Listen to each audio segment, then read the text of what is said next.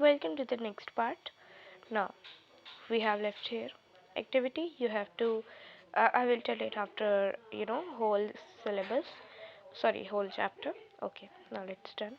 Is there a difference in how sugar and food taste if your nose is blocked? If so, why might this be happening? Read and talk about possible explanation for these kinds of differences. Do you come across a similar situation when you have a cold? देखो एक difference हम लोग को देख रहा है कि कैसे शुगर और फूड टेस्ट हम लोग को बदल जाता है. ठीक है, अगर हम लोगों की जो नोज़ होती है वो ब्लॉक्ड होती है, ऐसा हो रहा है तो ऐसा क्यों हो रहा है, तो हमको इसके बारे में पढ़ना है. जैसे I am having a cold, तो अभी मुझे कुछ नहीं समझ आ रहा है, यानी कि कुछ ना कुछ फूड टेस्ट मेरे डिसिमिलर हो रहे हैं. तो ये चीज़ किसकी वजह से हो रहा है? हम लोग की जो बॉडी है, एक नर्वस सिस्टम हम लोग का ब्लॉक है इस वक्त पे. तो जो हम लोग का स्टिमुलस है वो पर्टिकुलरली परफेक्टली नहीं जा पा रहा है हम लोग के आसपास. इसी वजह से जो हम लोग को टेस्ट है वो थोड़ा सा डिसिमिलर समझ आ रहा है. This would be the easy explanation for this topic. Now, what happens in reflex action? Reflex is a word we use very commonly when we talk about some sudden action in response to something. Reflex एक ऐसा word है जिसको हम लोग काफ़ी ज़्यादा common उसमें use करते हैं. किसके लिए? देखो रिफ्लेक्स एक वर्ड आया है यहाँ पे हम लोग का. ठीक है, ये एक पर्टिकुलर वर्ड है जिसको हम लोग काफ़ी ज़्यादा कॉमनली यूज़ करते हैं जब हम लोग किसी भी सडन एक्शन के रिस्पॉन्स के बारे में कोई बात करते हैं. ठीक है, अब रिफ्लेक्स रिफ्लेक्स का मतलब एकदम से सडनली. जैसे कि हम लोग अगर देखें, हम लोग का हाथ है, तो अगर किसी जैसे प्रेस है, फिर हमारा हाथ गरम प्रेस पे छू गया तो हम लोग तुरंत से हटा लेते हैं. ऐसा तो होता नहीं है कि हम लोग दिमाग में प्रोसेस करते हैं, किसी से पूछते हैं फिर हटाते हैं, ऐसा नहीं होता है. एकदम से ही हम लोग अपना हाथ हटा लेते हैं. हम लोग को खुद ही सेंसिबल ही नहीं होता, उतना टाइम ही नहीं रहता हम लोग को समझने के लिए, लेकिन तब भी हम लोग सही काम करते हैं, सही तरीके से हटा लेते हैं. तो ये किसकी वजह से है? ये रिफ्लेक्स एक्शन की वजह से होगा. ठीक है, रिफ्लेक्स एक्शन. अब we say I jumped out of the way of the bus reflexly, और I pulled my hand back from the flame reflexly. जैसे कि मैंने अपना हाथ फ्लेम से दूर हटा लिया एकदम से. ठीक है, तो रिफ्लेक्सली का मतलब क्या होगा यहाँ पे? एकदम से. ठीक, तो हमने एकदम से अपना हाथ फ्लेम पर से हटा लिया, या फिर हमने जल्दी से किसी भी बस से कूदा एकदम से. ठीक, reflexly. I was so hungry my mouth started watering reflexly. जैसे कि बहू को, जैसे हम लोग जाते हैं कहीं पे तो हम लोग क्या देखते हैं, जैसे हम लोग कोई खाने की चीज़ देखते हैं, बहुत अच्छी खाने की चीज़ है, तो उसको देखते ही हम लोग का माउथ जो है वाटरी होने लगता है ना, वाटर, हम लोग के मुंह में पानी आ जाता है. ठीक है, तो हम लोग इसके बारे में सोचते नहीं है, लेकिन हम लोग कर देते हैं उस काम को. ठीक है, ना ही हम लोग इसको फील करते हैं. ठीक है, या फिर हम लोग अपने रिएक्शन को कंट्रोल भी नहीं कर पाते हैं. तो ये जो सिचुएशंस है जहाँ पे हम लोग रिस्पॉन्ड कर रहे हैं कोई ना कोई एक्शंस की मदद से, जो भी हम लोग का चेंज हो रहा है इन्वायरमेंट में उसके रिस्पॉन्स में, तो इसे हम लोग रिफ्लेक्स एक्शन बोलेंगे. अब हम लोग पूछते हैं कि how is control and coordination achieved in situations. मतलब किस तरीके से हम लोग इन सिचुएशन में अपने आप को कंट्रोल करते हैं, कोऑर्डिनेट करते हैं. तो this is the main question. Okay, तो देखें, तो अब हाईलाइट करते हुए चलेंगे. Let us consider this further. Take one of our example. Touching a flame is an urgent danger situation for us, or in fact for any animal. How would we respond to this? One seemingly simple way is to think consciously about the pain and the possibility of getting burned and therefore move our hand. An important question then is, how long will it take us to think all this? The answer depends on how we think. ठीक, अब हम लोग एक example देखते हैं. जैसे कि हम लोग के सामने कोई फ्लेम रखी है, हम लोग का हाथ उस पर छू गया. ठीक है, तो हम लोग इसे कैसे रिस्पॉन्स करेंगे? एक सिंपल वे है, या तो हम लोग अपना हाथ एकदम सही से इसको समझे, फिर उसके बाद समझे कि इससे हम लोग जल जाएंगे, फिर अपना हाथ हटा लें. और यहाँ पे एक इम्पॉर्टेंट क्वेश्चन क्या है? How long will it take us to think all this, यानी कि कितना टाइम लगेगा इन सब के बारे में हमें सोचने में. ठीक, कितना टाइम लगेगा? इवन वी डोंट नो कि हम लोग को कितना टाइम लगने वाला है. ठीक है, the answer depends on how we think. ये इंपॉर्टेंट है कि जो आंसर है वो डिपेंड कर रहा है कि हम लोग सोच कैसा रहे हैं, हम लोग की सोच कैसी है. If nerve impulses are sent around the way we have talked about earlier, That thinking is also likely to involve the creation of such impulses. Thinking is a complex activity, so it is bound to involve a complicated interaction of many nerve impulses from many neurons. देखो, जो इसका answer है वो क्या है कि हम लोग किस तरीके से सोच रहे हैं, किस तरीके से उस चीज़ को समझ रहे हैं। अगर जो नर्व इम्पल्स है उसको हम लोग किस जो नर्व इम्पल्स होते हैं वो उस पर डिपेंड करते हैं कि हम लोग सोचते कैसे, ठीक है। हम लोग ने इससे पहले बात क्या की है, ठीक है। तो जो थिंकिंग है वो एक इम्पल्सेस को जनरेट करने में काफ़ी ज़्यादा इम्पॉर्टेंट चीज़ है, ठीक। थिंकिंग जो है वो एक कॉम्प्लेक्स एक्टिविटी है, तो ये बाउंड होती है, एक वो कॉम्प्लिकेटेड इंटरैक्शन बनाती है कई सारी नर्व इम्पल्स को कई सारे न्यूरॉन से। अब यहाँ पे नर्व इम्पल्स क्या है, यहाँ पे न्यूरॉन्स क्या है, ठीक। ये क्वेश्चन आ गया, what is the nerve impulse, what is the neuron. फिर से इसी क्वेश्चन में आएंगे। अब जैसे यहाँ पे देखते हैं हम लोग कि ये एक हम लोग को पर्टिकुलर न्यूरॉन का स्ट्रक्चर दिखाई दे रहा है, ठीक है। अब ये जो न्यूरॉन का स्ट्रक्चर है इसके बारे में हम लोग ने पहले समझ लिया है कि इसके बारे में इसमें क्या क्या प्रेजेंट है, ठीक है, क्या क्या होता है। तो इसमें ये न्यूक्लियस हम लोग को मिला, ठीक। ये एक डेंड्राइट थी, सेल बॉडी थी, एक्सॉन था, नर्व एंडिंग थी, ठीक है। ये हम लोग को 5 चीज़ें मिल गई, हाँ 5 चीज़ें मिल गई। डेंड्राइट का काम क्या होता है, क्या काम होता है इसका, कोई भी स्टिमुलस लेने को, my writing is not good, stimulus लेने को, ठीक है। अब स्टिमुलस क्या है, स्टिमुलस बेसिकली हम लोगों का एक्शन होता है, कोई भी चेंज होता है इन्वायरमेंट में जिसमें हम लोग किसी तरीके से रिएक्ट करते हैं। तो टेट्राइड के पास एक कोई स्टिमुलस आता है। अब यहाँ से हम लोग ने समझा था कि एक इम्पल्स जाती है, एक केमिकल सिग्नल जाता है, और ये जो सिग्नल जा रहा है ना इसी को हम लोग नर्व इम्पल्स के नाम से जानते हैं। My writing is not good again, ठीक है। तो हम लोग के जो मैसेज ट्रैवल कर रहा होता है उसको हम लोग क्या बोलते हैं, नर्व इम्पल्स, ठीक। न्यूरॉन ये है, नर्व इम्पल्स वो है, ठीक है। तो अब आगे बढ़ते हैं।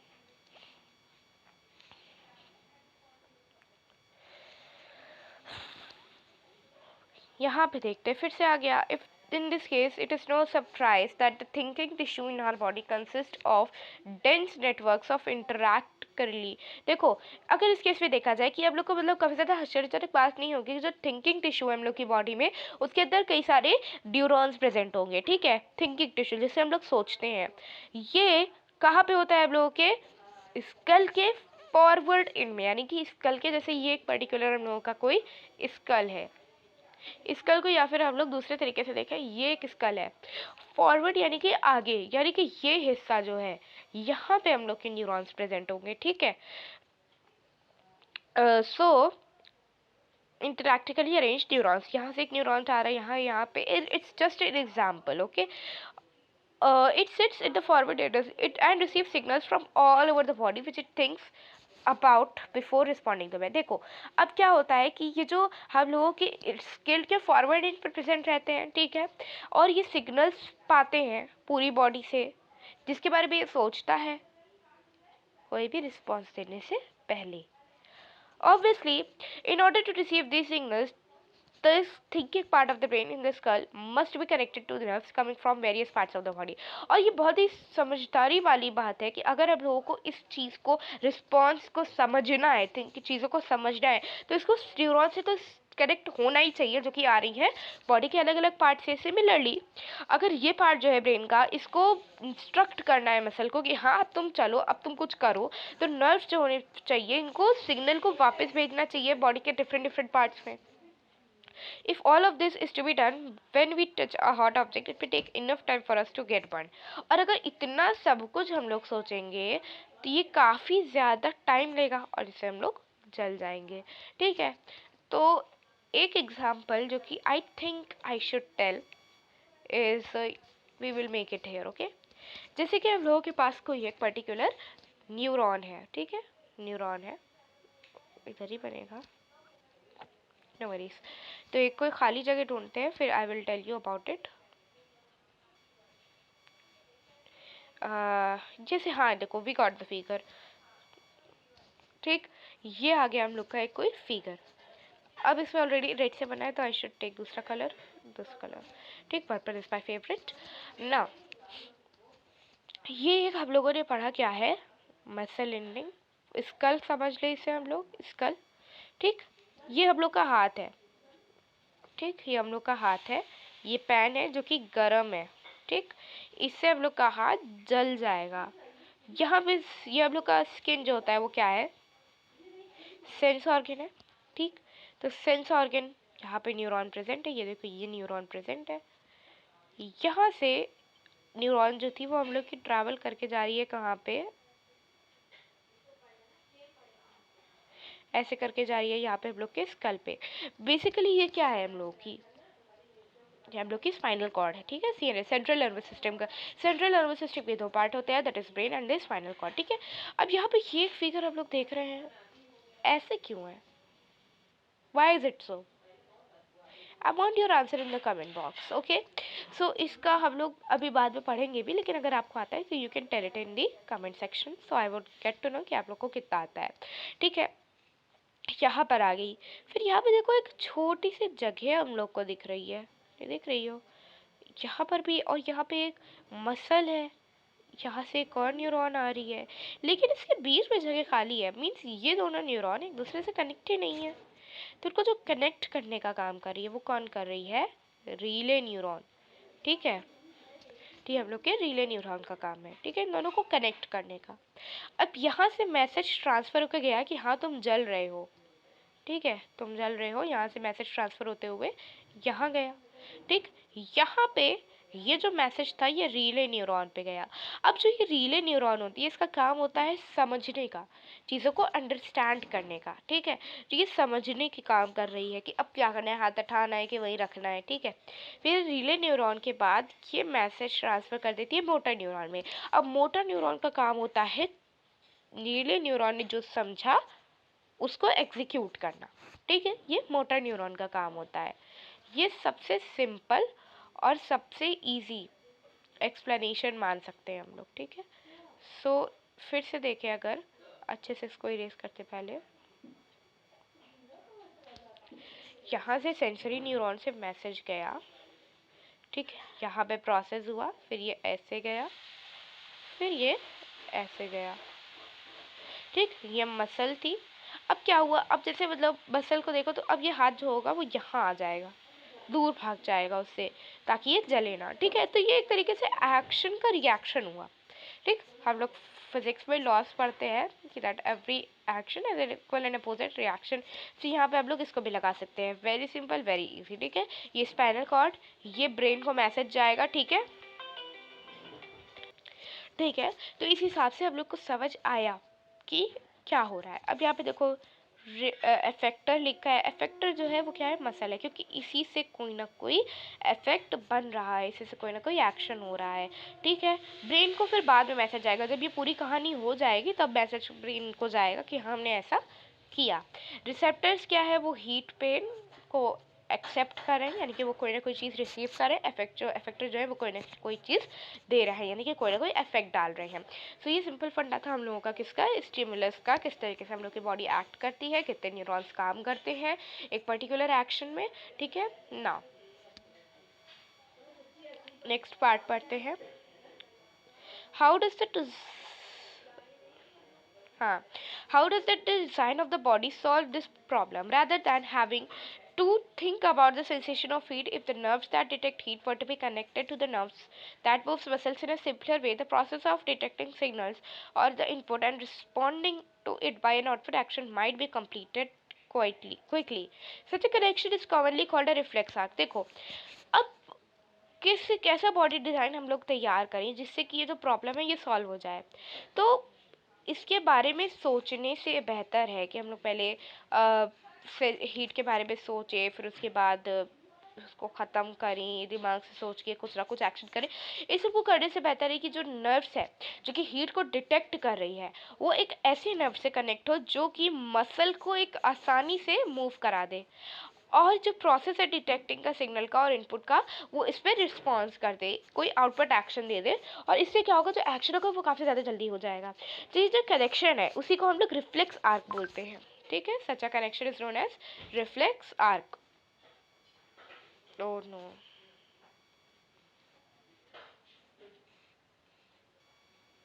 ठीक, commonly called a reflex arc. Where should such reflex arc connections be made between the input nerve and the output nerve? The best place, of course, would be at the point where they first meet each other. देखो, अब ऐसी कौन सी जगह हो जहाँ पे reflex arc को हम लोग रखें ताकि जो कनेक्शंस है वो अच्छे से हो और जो आउटपुट और इनपुट है वो काफ़ी ज़्यादा जल्दी हो। तो वो जो बेस्ट प्लेस है वो क्या होगी, वो जगह होगी जहाँ पे वो लोग पहले एक दूसरे से मीट कर रहे हैं। Nerves from all of the body meet in the bundle in the spinal cord. देखो, जो नर्व्स होंगी पूरी बॉडी से, वो कहाँ पे मीट करेंगी, स्पाइनल कॉर्ड पे मीट करेंगी, और फिर वो कहाँ जाएंगी, ब्रेन पे जाएंगी, जब वो ब्रेन तक जा रही होंगी। Reflex arcs are formed in the spinal cord itself, although the information input also goes on to reach the brain. जो रिफ्लेक्स आर्क्स है वो बनती है स्पाइनल कॉर्ड में खुद से ही, ठीक है, और जो इन्फॉर्मेशन होती है वो बाद में कहाँ होती है, वो ब्रेन तक हम लोग के रीच कर जाती है, यानी कि बाद में जब सारा काम हो जाता है, रिफ्लेक्स आर्क कंप्लीट हो जाती है, तब ये मैसेज जो होता है वो ब्रेन के पास पहुंच जाता है। Of course reflex arcs have involved in animals because the thinking process of the brain is not fast enough.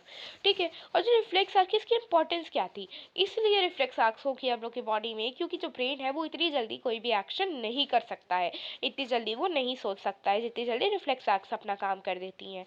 In fact many animals have very little और none of the complex neuron network needed for thinking.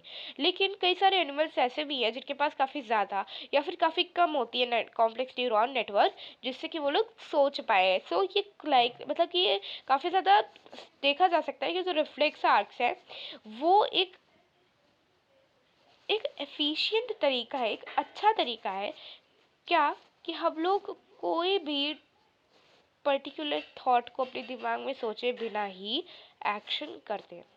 ठीक है, यानी कि जैसे हम लोग को, जैसे हमारे पास कोई गर्म चीज़ आई, हमें अपना हाथ हटाना है, तो दिमाग से सोचने से बेहतर है रिफ्लेक्स आर्क मेरा वो काम कर दे। ठीक है, however even after complex neuron network have come into existence, reflex arcs continues reflex arc